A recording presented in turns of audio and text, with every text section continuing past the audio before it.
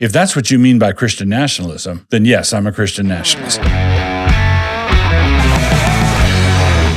The short-term political future, by which I mean the next year or so, is going to be driven by people who wake up in the morning knowing what they think.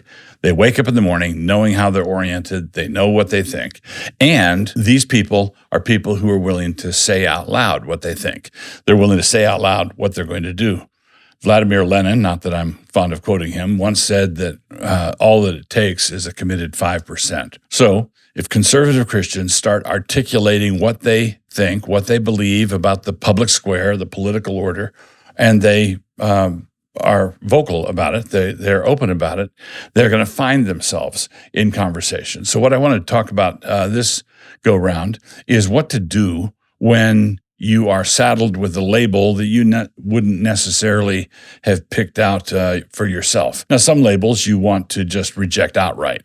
Fascist or theo-fascist or white supremacist. You reject those labels, but sometimes you're going to be accused of, let's say your cousin at some family get-together finds out that you're going to vote for Trump for whatever reason. And he says, so you're a Christian nationalist, are you? Now, this is what Christians need to do. We all know that we need to define and nuance. We need to be careful in how we define what we're doing. So the nuance part, or the explanation part, or the making good and fine distinctions part, that's not the problem. The problem is that Christians have a reflex action of nuancing while they lean away, instead of nuancing while they lean in. There's a vast difference between those two things. Qualify and nuance and explain and define as much as you can. We want to be clear thinkers. We want to clarify what we believe. So your cousin says to you, so you're a Christian, you're going to vote for that guy, are you? So you must be a Christian nationalist. Here's an example of leaning away. Well, I believe that we should always be careful to respect the opinions of others, and I don't really want to accept that label. I'm making the choice I'm making after a long and prayerful deliberation. That's qualifying while leaning away. Here's qualifying while leaning in. So you're a Christian nationalist, are you?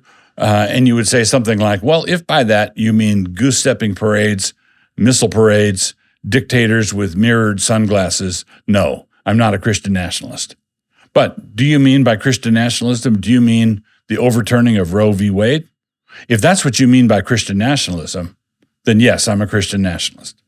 And if by that you mean that you're afraid the same thing might happen to Obergefell, yes, I'm a Christian nationalist. Yes, that's defining and leaning in. You make distinctions, no to the missile parades, and yes to Roe v. Wade being overturned. You make the distinction, but you do it leaning in. Yes, if that's what you mean, I'm a Christian nationalist. Go into these conversations prepared to say what you think and lean in while you make all the distinctions that you need to.